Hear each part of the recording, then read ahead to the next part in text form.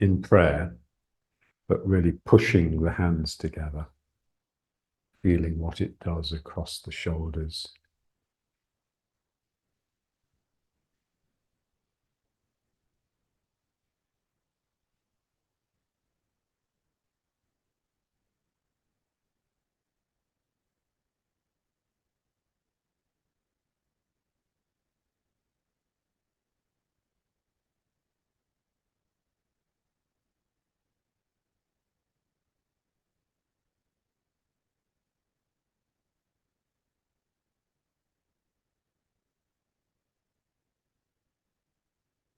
And then linking the fingers, gripping and pulling. And we just reverse the pressure. And now trying to pull the hands apart. Again, feeling the stretch across the chest.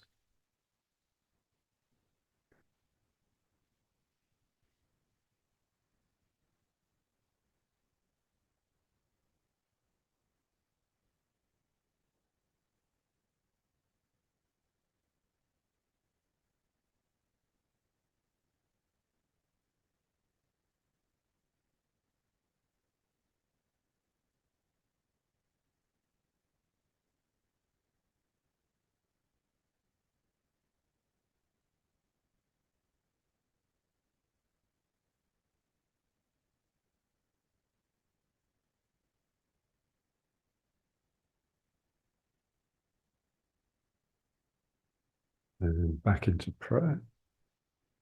Slowly applying more and more pressure.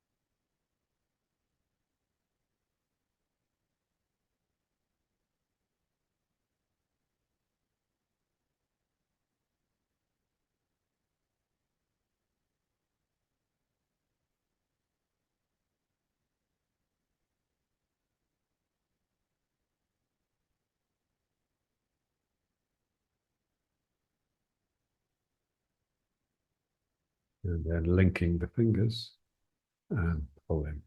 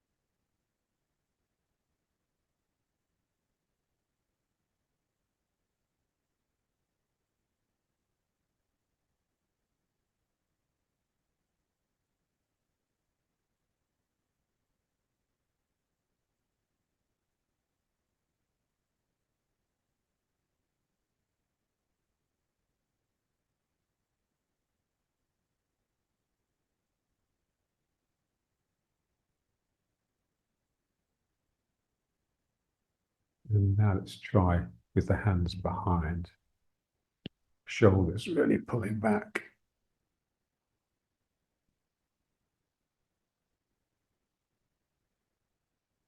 And just move the head a bit to help loosen the vertebra.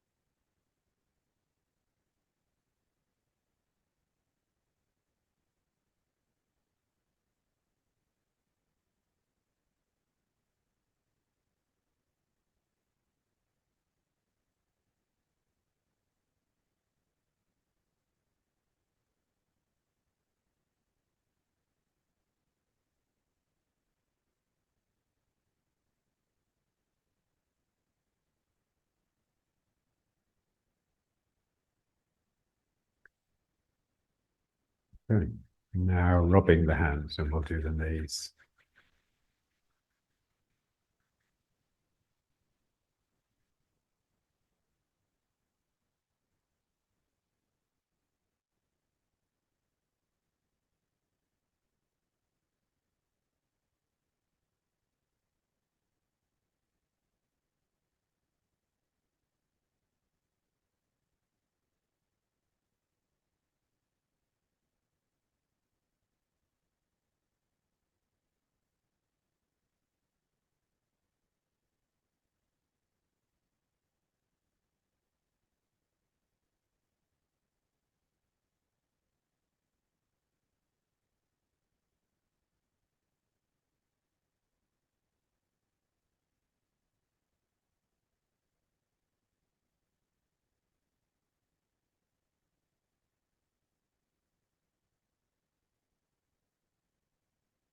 Okay.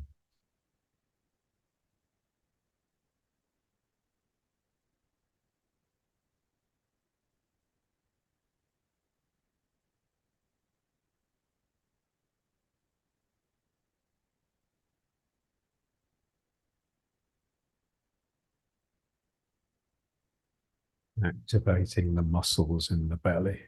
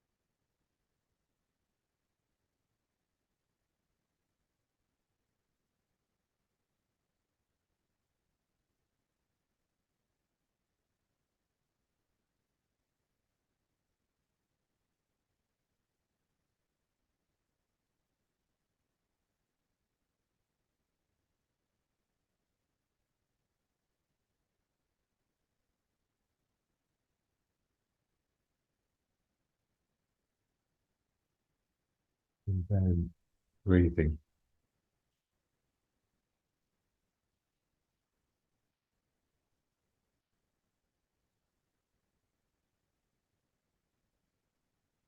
Feeling the resistance of the air. And you can breathe through the small hole in the mouth to get even more resistance.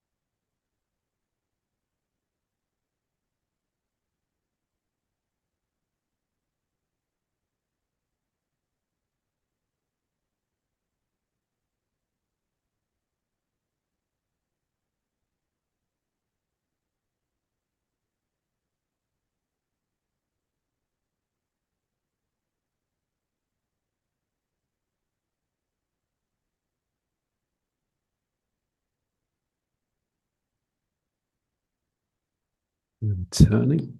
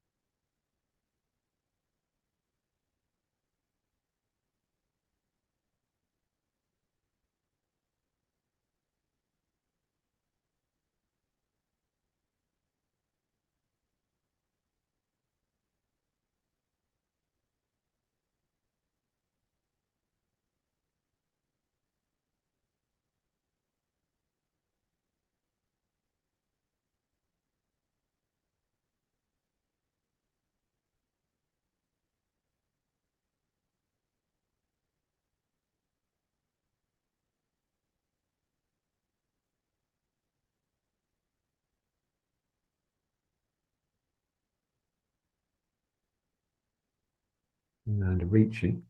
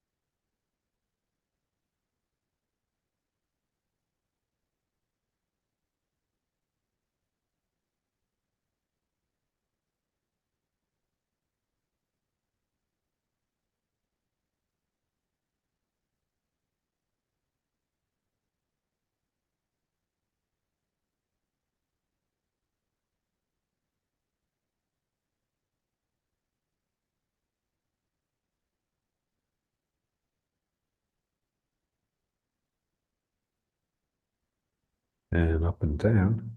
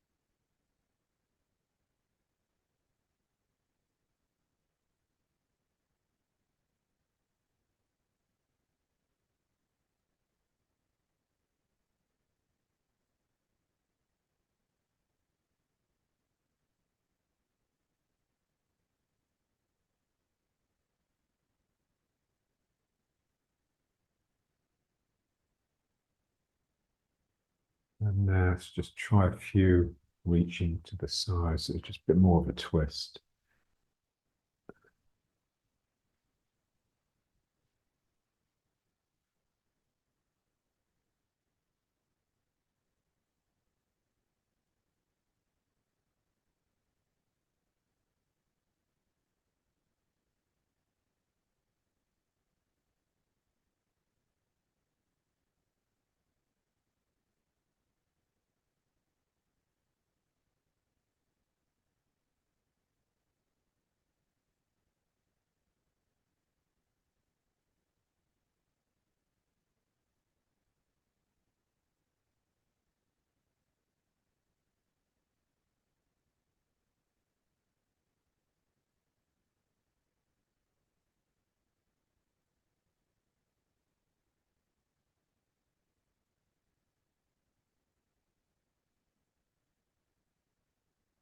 And then back into prayer.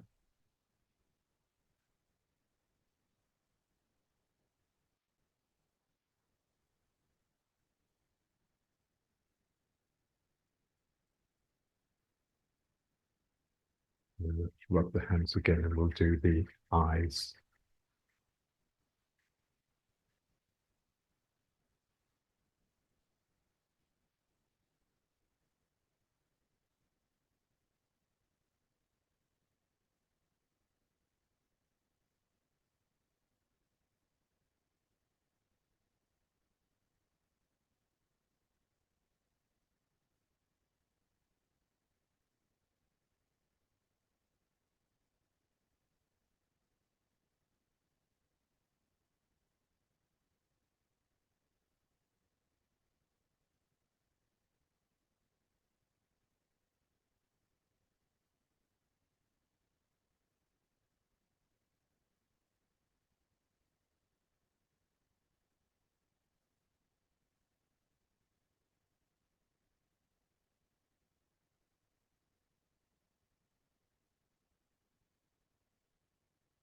And the eyes.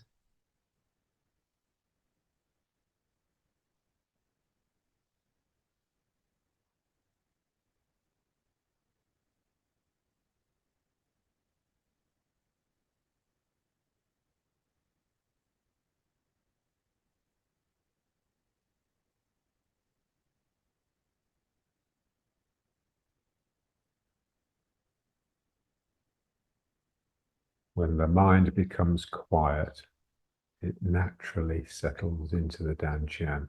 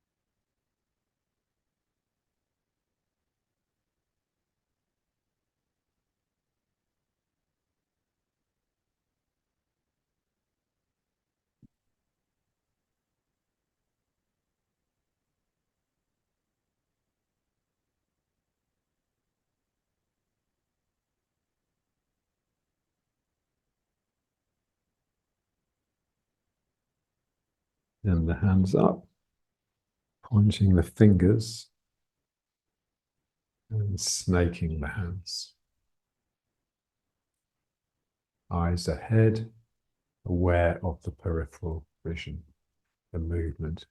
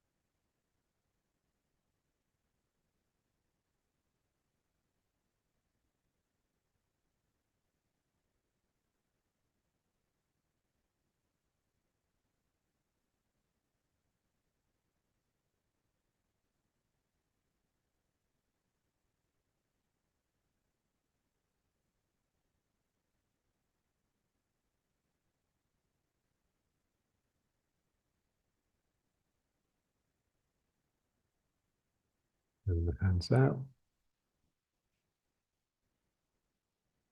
And then just bring the hands down over the down chin.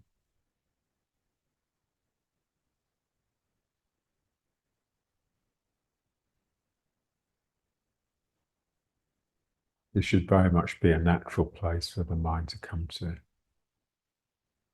but without physically collapsing down into it.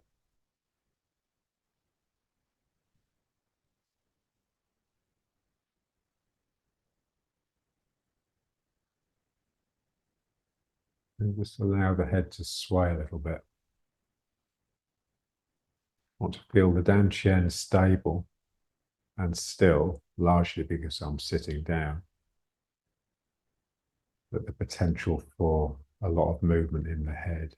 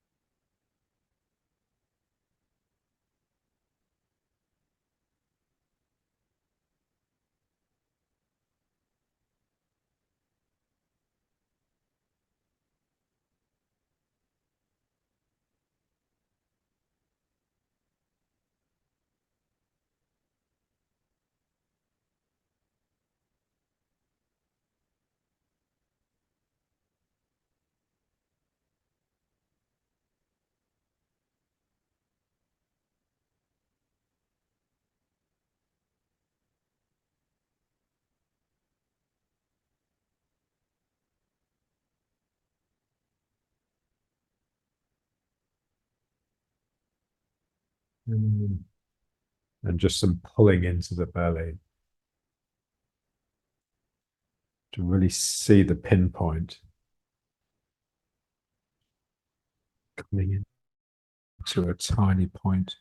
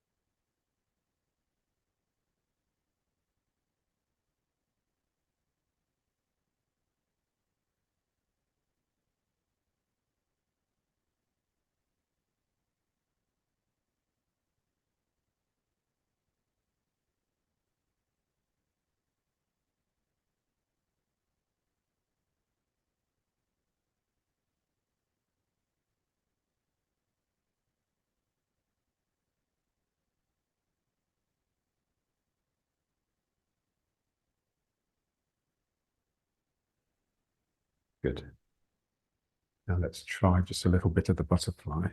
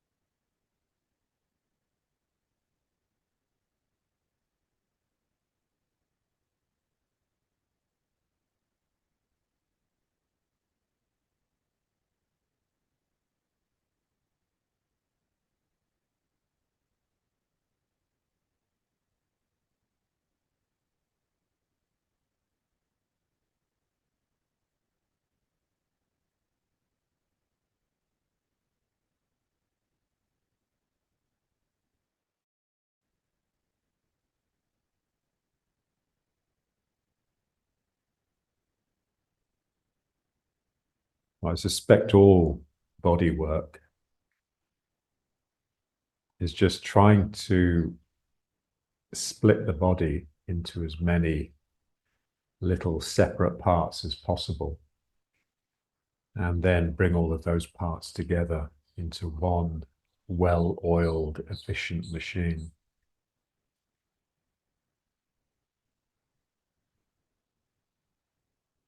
That's what athletes effectively do.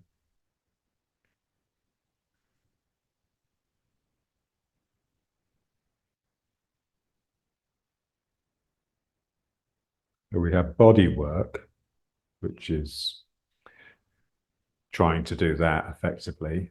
There's groundwork, which is the body rooting. There's heart work, which is spirit.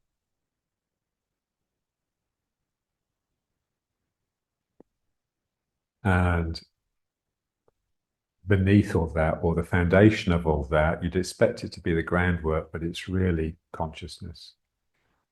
A sense that the consciousness is not inside your head. Your head is simply tuning into something that's infinite.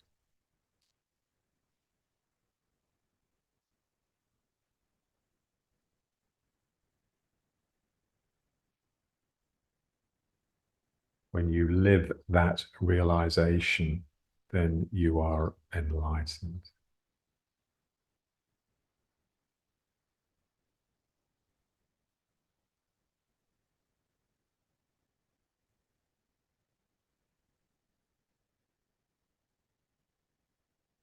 And the enemy of each of those works is the noisy mind, the ego.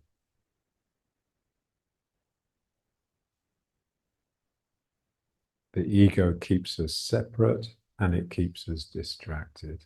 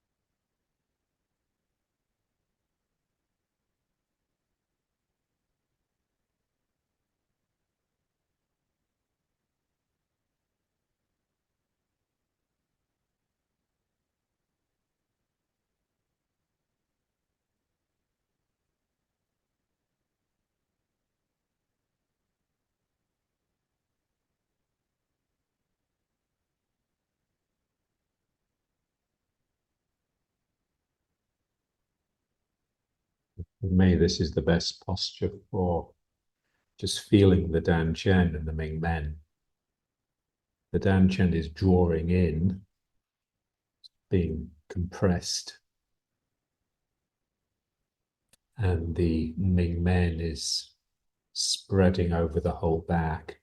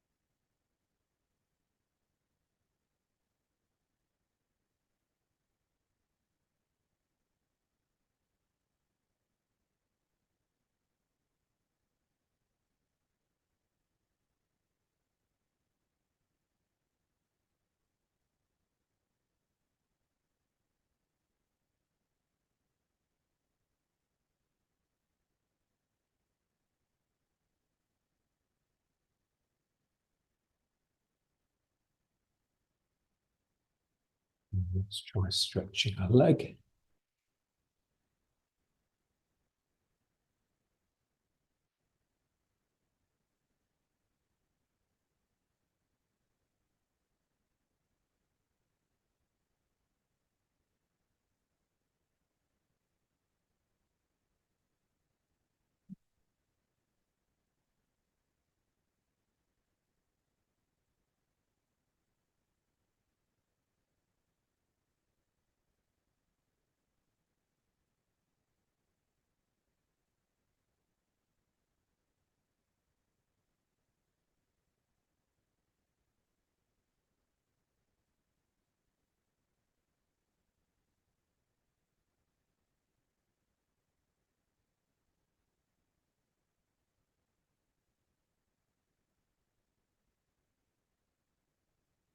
And the other side.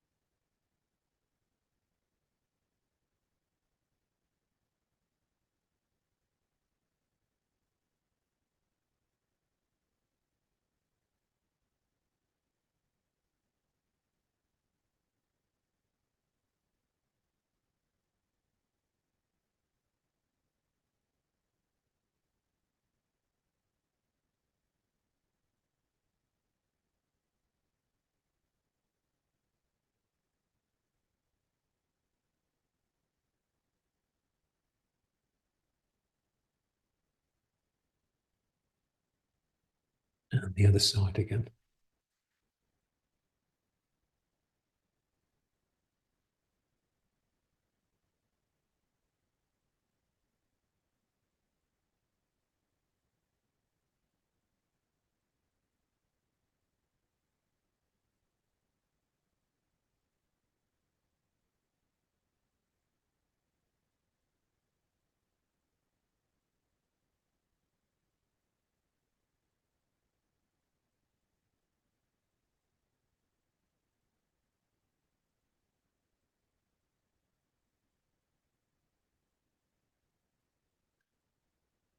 And the other side.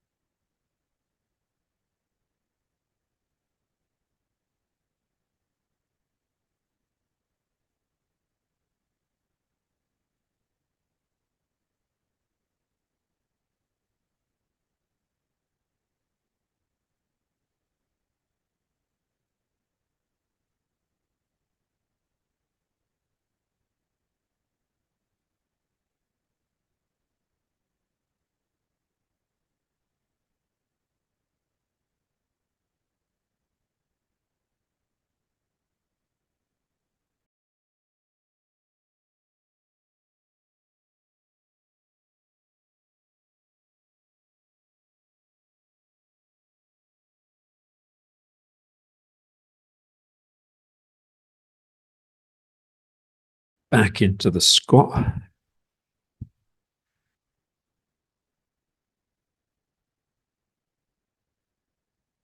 Feel the belly compressing into the dantian. Ming men and sacrum spreading. And we're just going to lie back and cycle, but we want to keep that feeling of the belly being taut and together.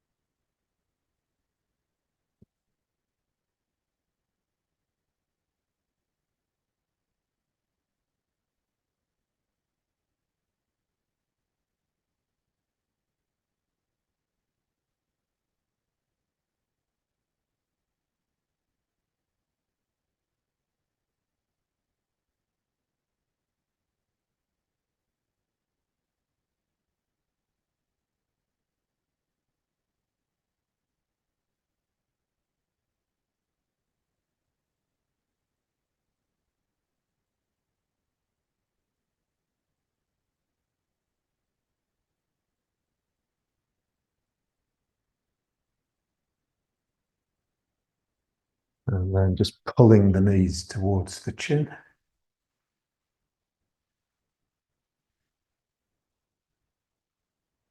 Sacrum will peel off the ground, and just breathe and relax into this stretch to try and get the spine back down.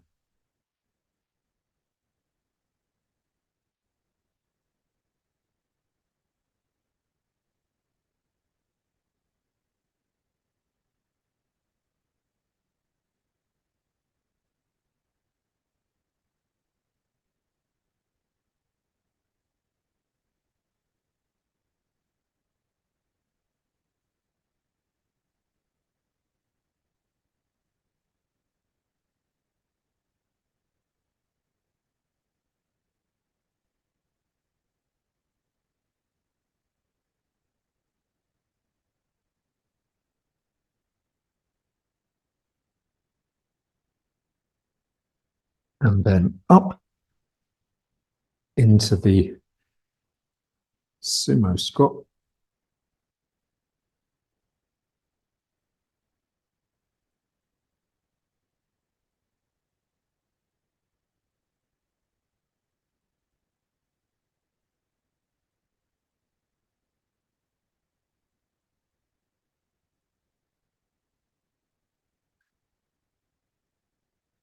Sitting bones connecting to the heels. The feet become extensions of your sitting bones.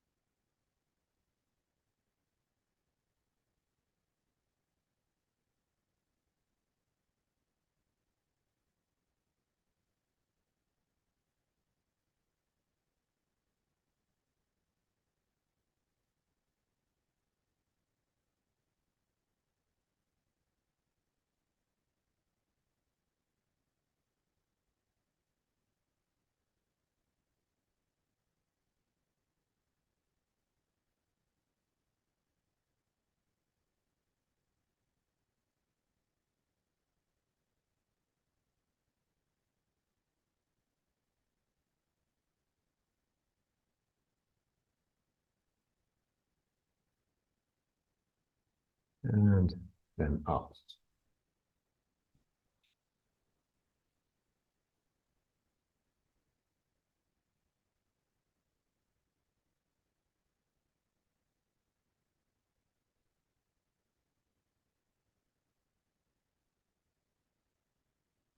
Okay. Now just moving side to side by pulling with the leg. The straight leg bends. I want to feel that in the knee and the active foot. So when I pull, sorry if I'm pulling with the hand, if I pull something towards me with the hand, I have to grip with the fingers first, and then I can claim it and pull it. Same with the toes. My toes have to grip the ground before the foot can pull.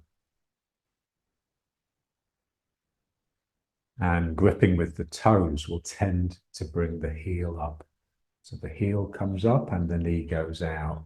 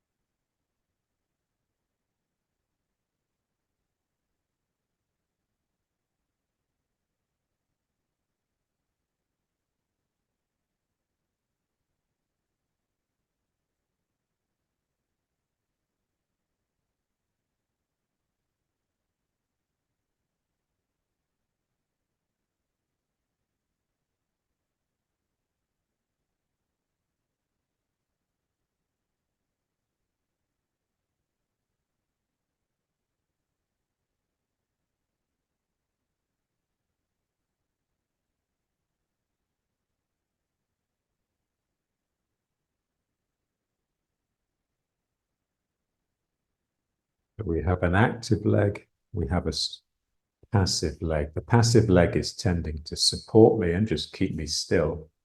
The active leg is trying to move me. The leg is active when it's empty. So here it pulls because it's empty. And then it starts to fill up and become passive. And now this one can straighten because it's half empty. It's mainly empty. And then it can bend.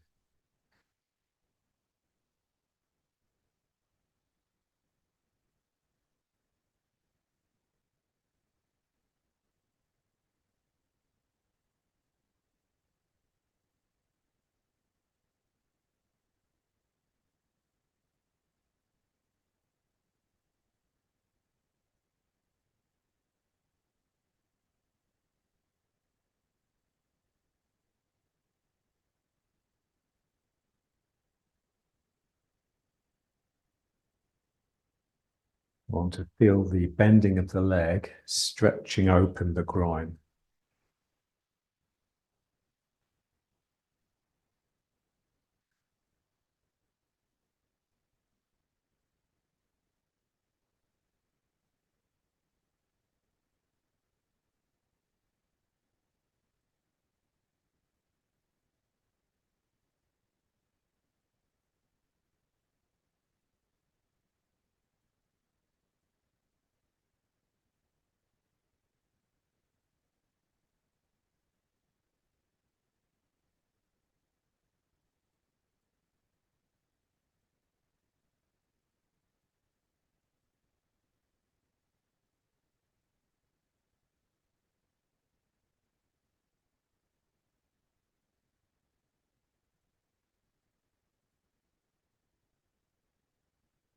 Good.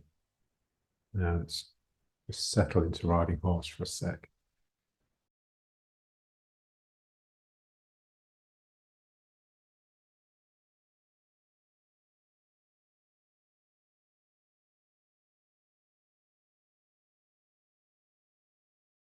Visualize gravity as a uniform sinking field. All these uniformly spaced lines of flux. But we want our inner quietness and sobriety to gather these lines into the spine and then send them down the legs. That's the image. The quieter you become inside, the more attractive you become. The more you draw nature towards you.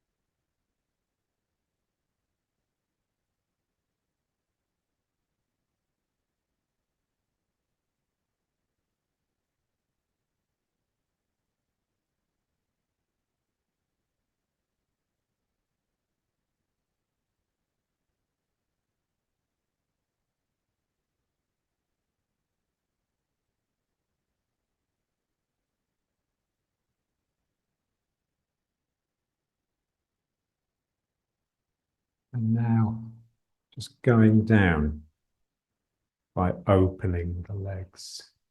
Knees are moving apart. So the sense of the thigh is twisting like this. I'll go down and just gather up this ball and bring it up. My knees separate enthusiastically to go down, and then my legs straighten to bring me back up.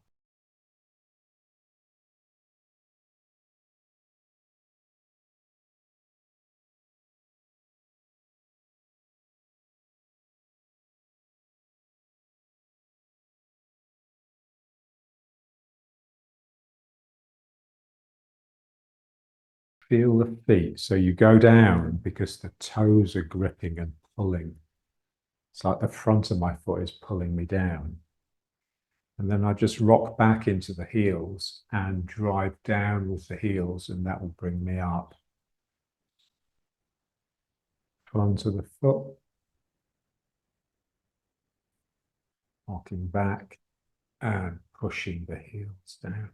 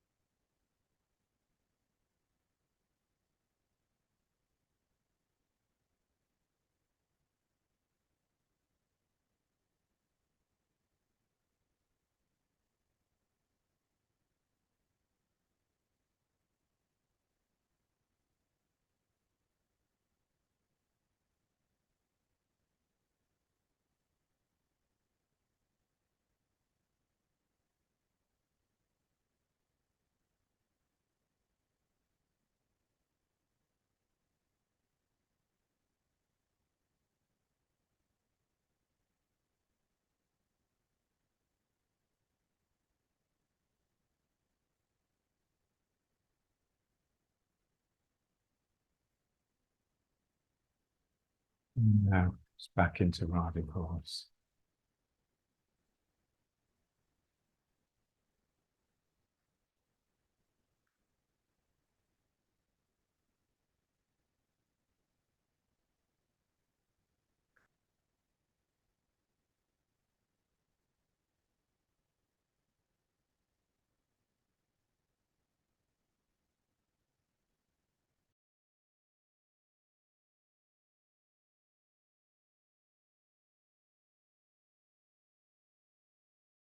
Leaning back a little bit with the upper back so that we get a real sense of sliding down the back, the buttocks melting into the hamstrings.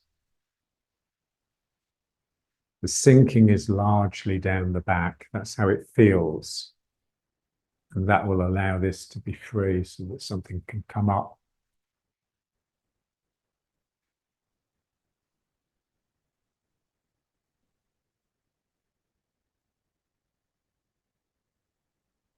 The sinking is it's very much like a feeling of condensing, like water, steam condensing and then trickling down the window pane.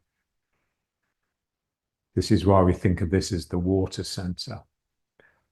And the rising is very much like evaporation.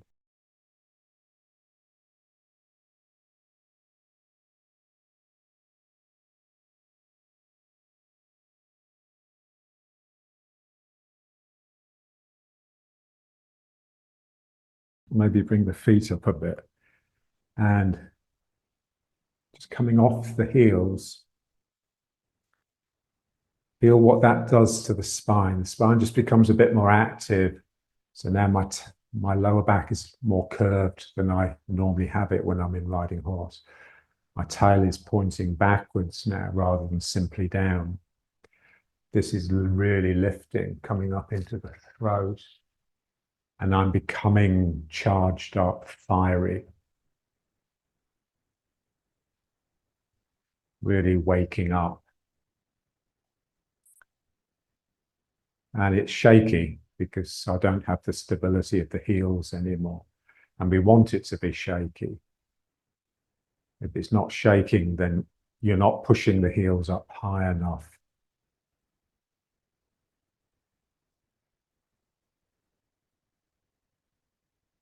And then rocking back one at a time around the foot and around the foot. And now we just have to get the heels to really go down.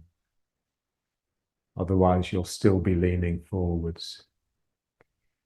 So this sense of, like you're standing on wet sand and your heels are just sinking into the sand.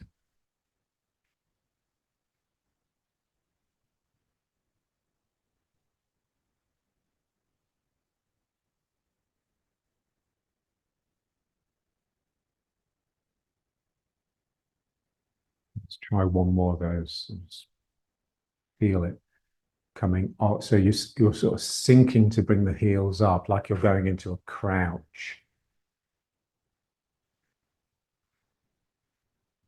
The heels coming up just gives me spirit. It just makes me alive and shaky. But I still want this sinking. I don't want to lose my connection with the ground.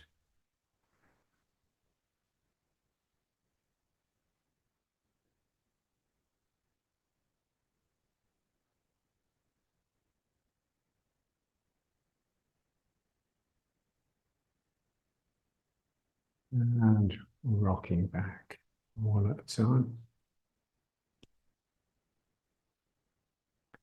And then just gathering all of those lines of gravity, letting it split across the hips.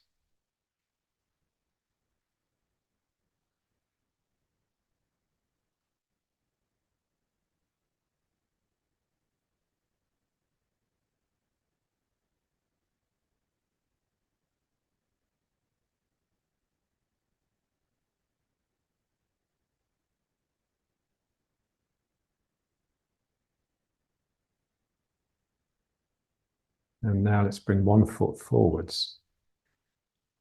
And going backwards and forwards, but again with that pulling with the leg, my toes gripping the ground. I just lift my heel and bend the knee, and that will pull me forwards. And I lift the back heel, and that pulls me back.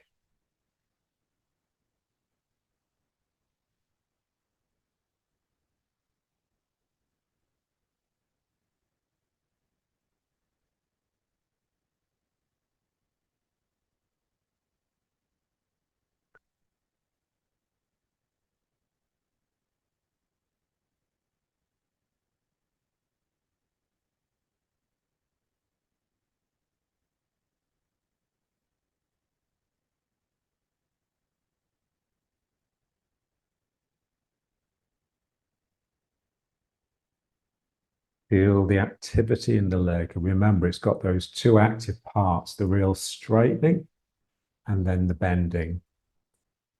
If I get the straightening really strong, then the bending, it's inevitable. Feel the toes. As I straighten the leg, my toes spread and stretch out.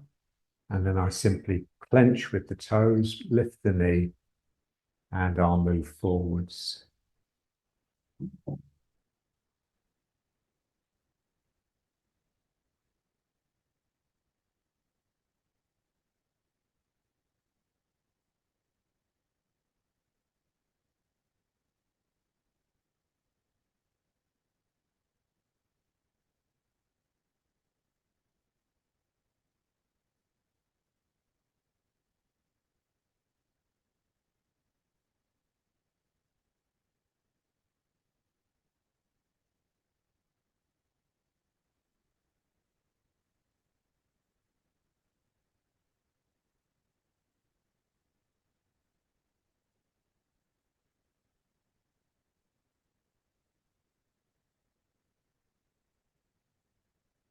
And now a bit with the other foot. Forwards. I straighten the leg and then I bend.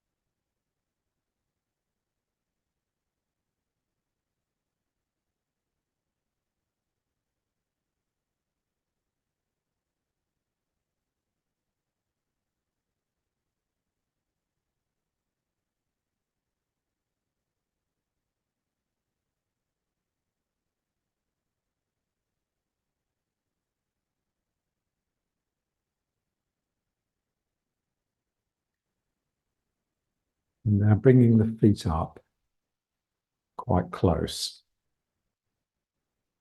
Still got a bend in the legs. Let's just try a few squats first.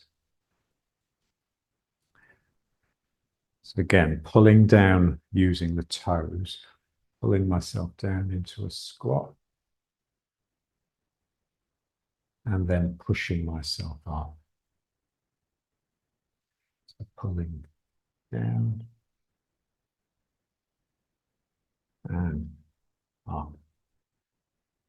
The visualization is, just imagine there's like a table here, and I put my hands under the table and push up, and that drives me down. And then I bring my hands on top of the table, and that pushing down there will bring me up. So here there's a sense that there's a feeling that your hands aren't really moving relative to the room.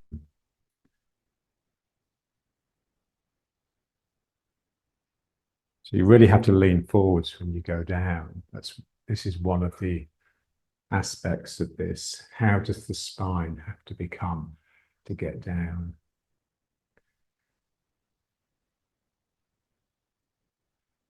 I want the going down to be very much a gathering. My toes are pulling me down. And then here, my heels are pushing me up. So when I'm here, because my legs have strained, my toes are strained as well. And then they clench. And then I drive the heels down.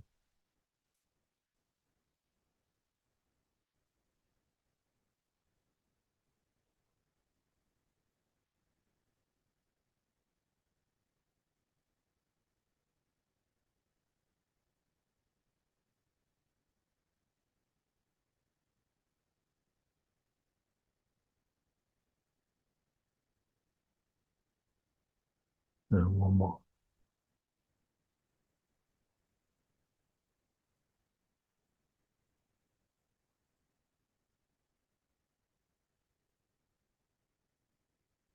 And now just a slight bend in the legs, just like, they've given a bit, they've given way, they've yielded. And turning, but very slow. You're listening, you're scanning.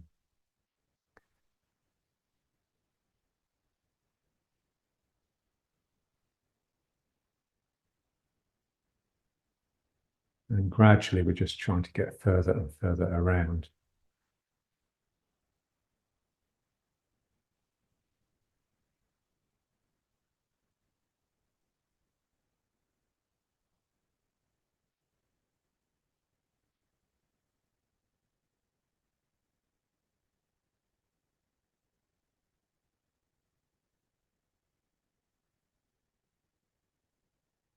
And feel it coming from the legs.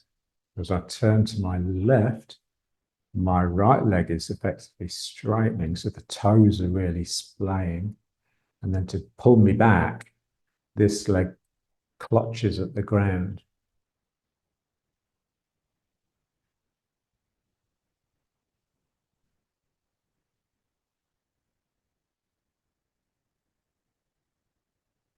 My body's happiest when it's behaving like this alternating machine, when the two sides of the body are doing opposite things.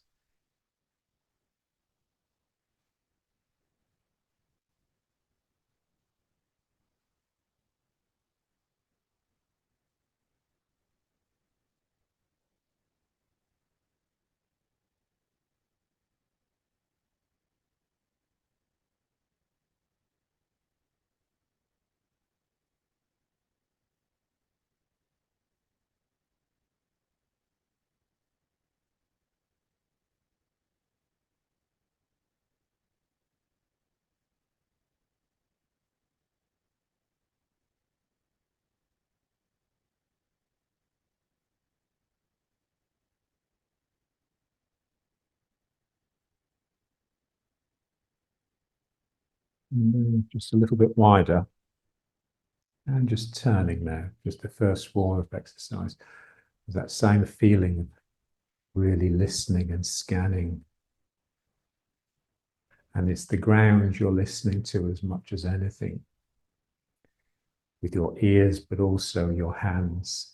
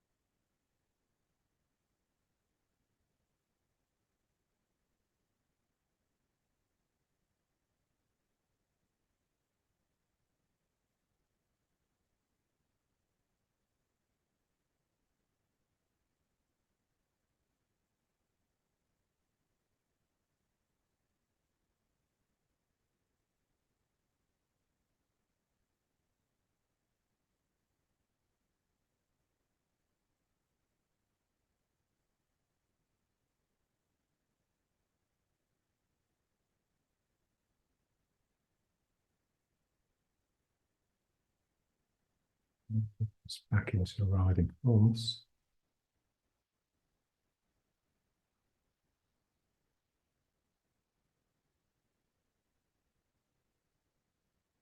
Everything settles down, quietens down, comes back to here.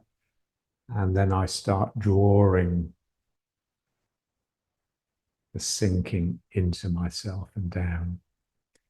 It's coming in like a funnel, funneling down to the Dan Chen, and then it has to split across the hips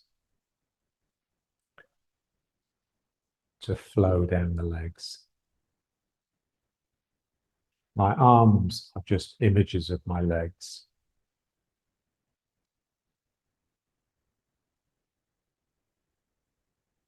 And now backwards and forwards again, but now with the feeling of drawing up energy from the ground and distributing it into the other side.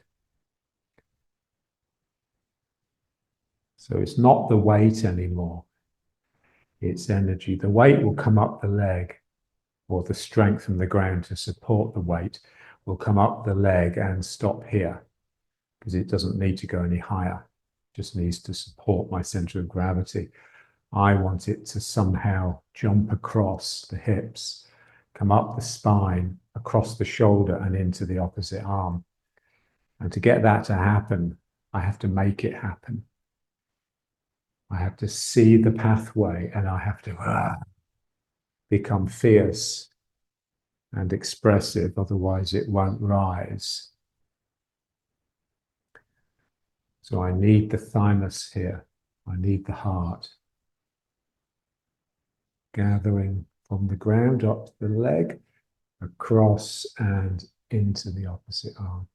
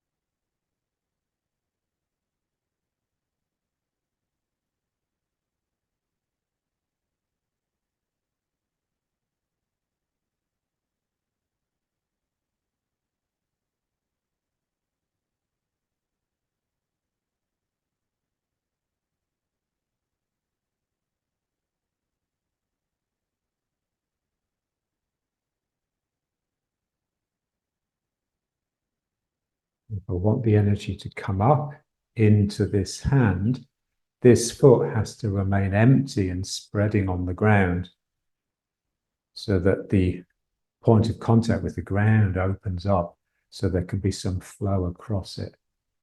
So the ground is no longer simply a hard thing that I'm supporting myself upon or thrusting up from. It's a source of energy. That will only happen if I keep it open, and that is my mind. My mind has to stay with it, but also really expand open. And thoughts are like the opposite of that. Thoughts are things that we gather around, we contract and pull into. This is why thoughts very much become like objects. They become heavy and weigh us down. So I've got to keep that point open, and then this will be open and be expressive.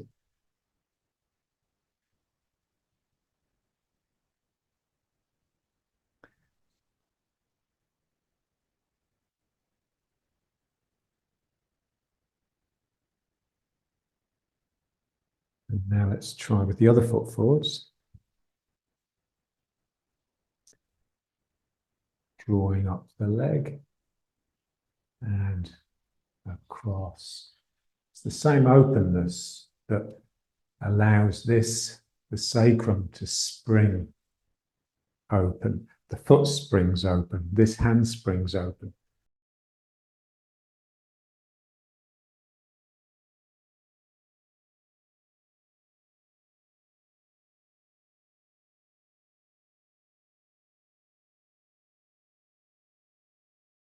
Mind is really expansive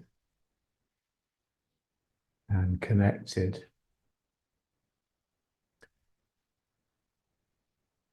Empty, empty of thoughts, but full of spirit and energy.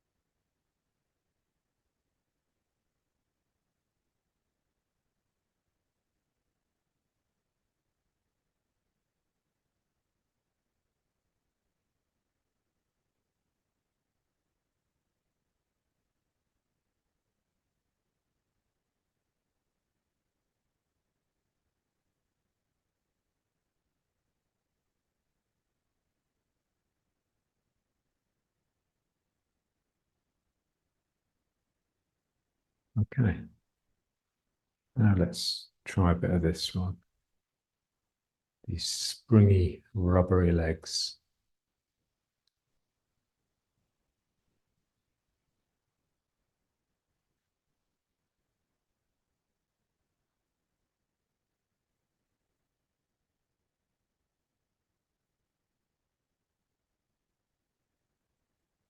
Almost a feeling that your heels, they sort of go down, but the weight doesn't really go into them. Or if it does, it's out almost immediately.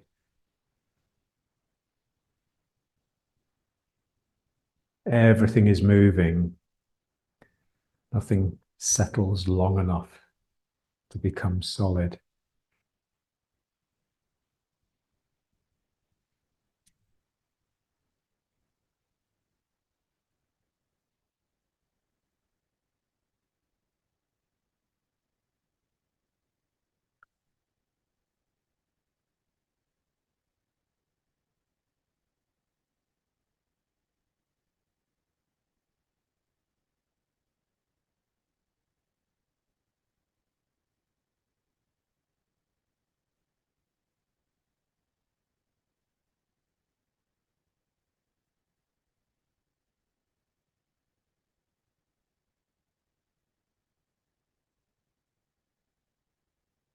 And then just a slow jog.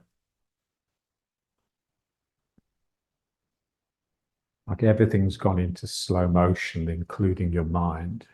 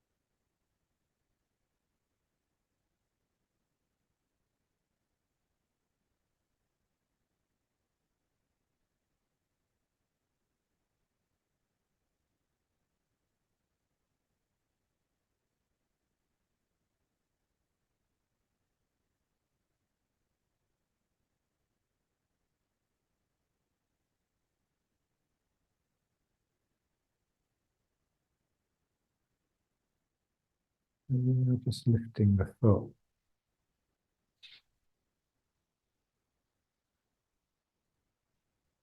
And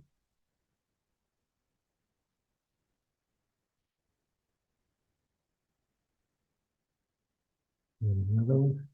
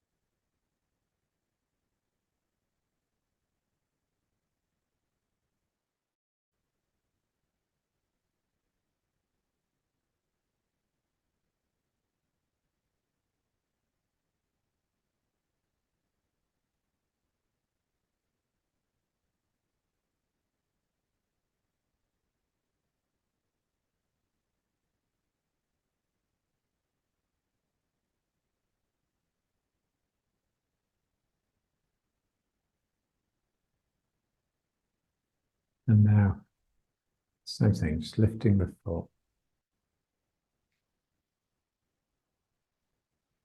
And then stepping out to the side. And I want to, stepping is actually really difficult. So what I want to do is get my foot down before I bring my weight into it. Remember, what John used to say was, as you extend the foot, you have to keep sinking physically into the supporting leg. Because if you don't, then this will happen. The chest will rise, the chi will come up into the chest. You'll split here and you'll fall into the foot. So I send the foot out and I have to get it down that final couple of inches by bending this leg.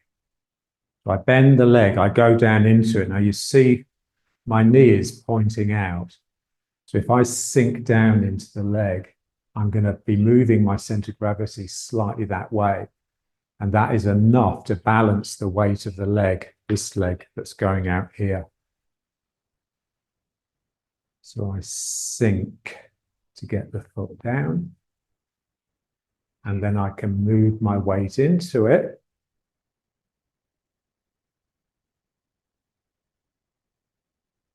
And then I move my weight back. And then I bring this foot up, put it down, and lift the other foot. And then I step out here, but sink to get down that last inch or so. And then move into that foot.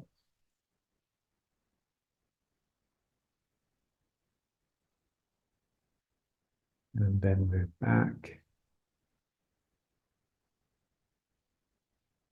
And step back up.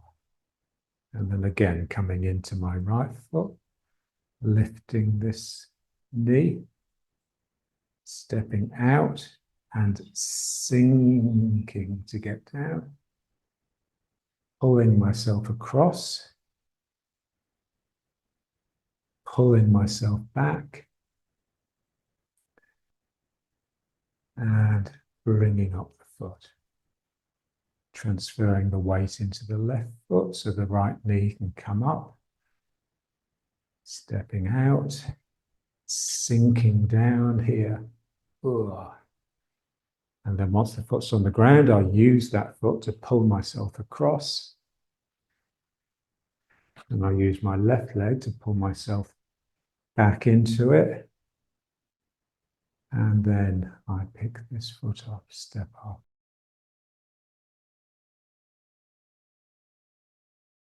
As we send the foot out, we just have to really struggle to keep this really dominant, holding me together. I see it in my students when they step, they'll lift the foot up and step, and they straighten the leg to step, and they do this. And the foot goes out and they're already in it before it even hit the ground. I sort of watch them and tell them what to do. And then the other day I was doing the form and I realized I was doing exactly the same thing. So it's difficult. So up with the knee, feel this. So it's very much, this is useful when you pull the knee up, and it just gives you a real sense of the belly contracting, the back spreading, like when we're down in the squat. And I just want to maintain that as my foot goes out. And then I can move into the leg.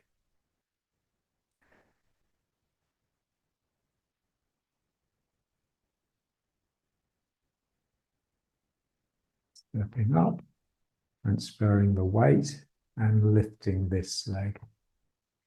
Yes, it's real a gathering into the dantian and the sense that the sacrum and the tail are sort of pulling under because of the knee pulling up. And then I send this leg out and I have to really sink. And then I can move across. And then back.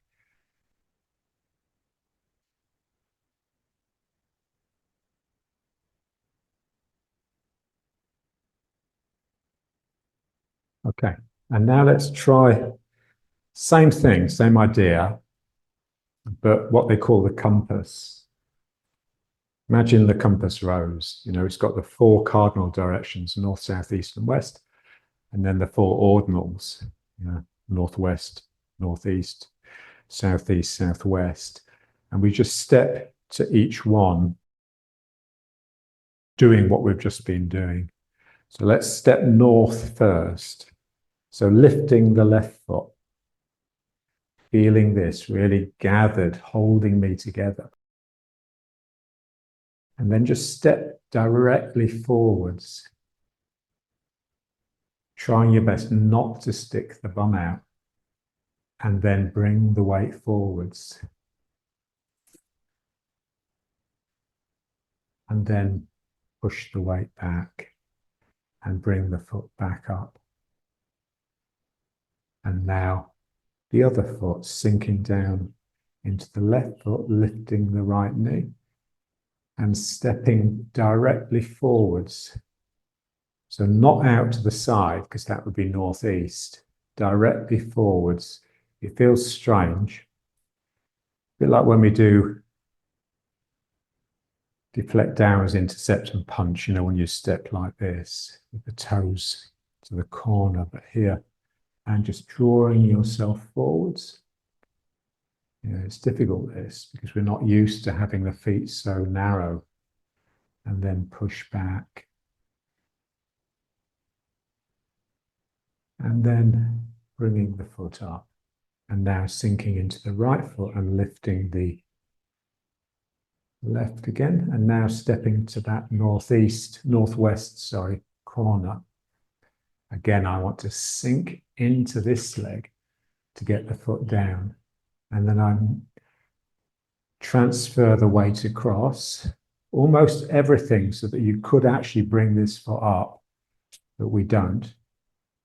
We just take the weight back. And then I step to the northeast with the other leg, lifting the knee, stepping to the corner. Again, I want to, so you did it wrong then. Down, and then into the foot, back, and up. Now we're going to step west, so sinking into the right foot again.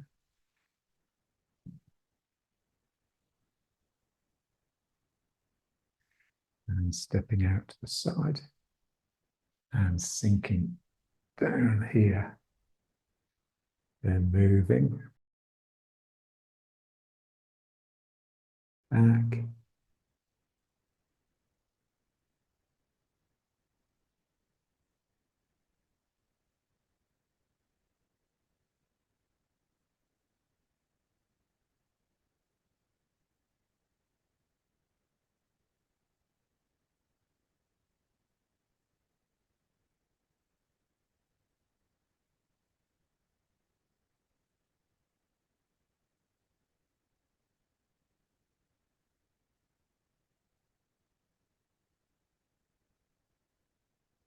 Now backwards.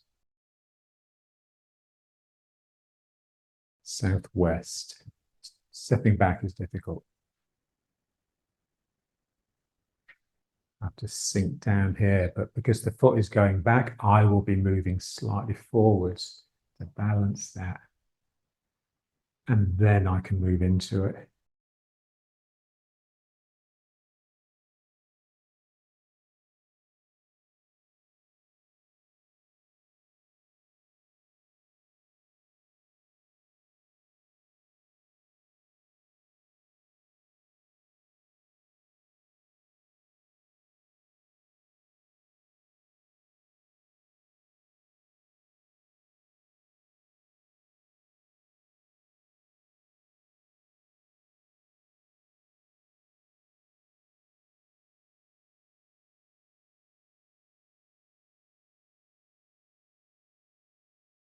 And now, this is the most difficult, stepping directly behind.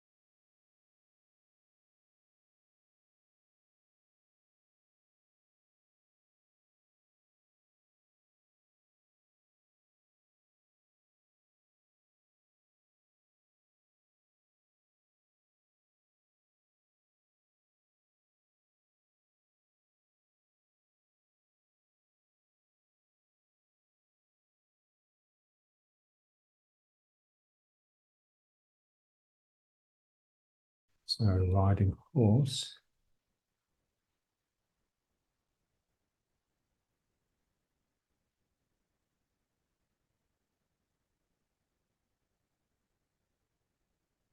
A sense of relief because the mind isn't having to concentrate so hard, but it stays quiet so that I gather the gravity in. And then what happens here? Ooh, something has to wriggle here to let it down the legs and similarly down the arms.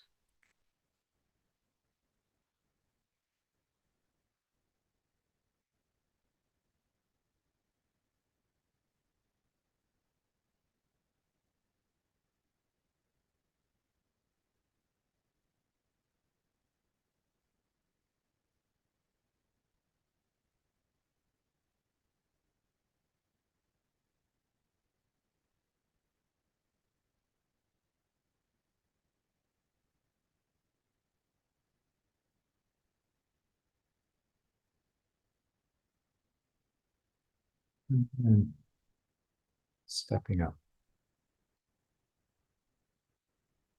Legs always feel like they could slip into this exercise.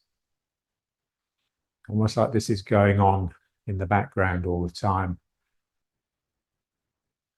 So even when we're standing still, there's this sense of kneading.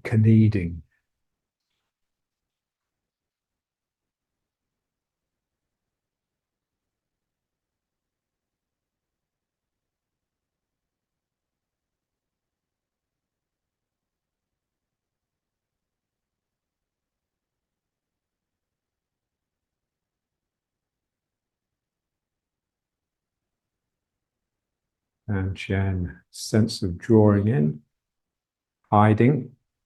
Ming Men, a sense of expanding and spreading.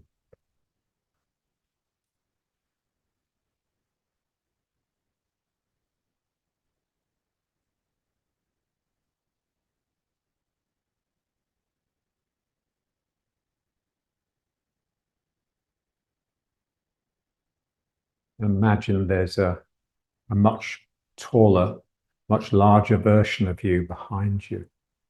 You know, sort of arm's reach almost, sort of towering over you. And then there's little tiny you in front. So this, what John called the iceberg, this sense that something from behind really diverges and the front converges.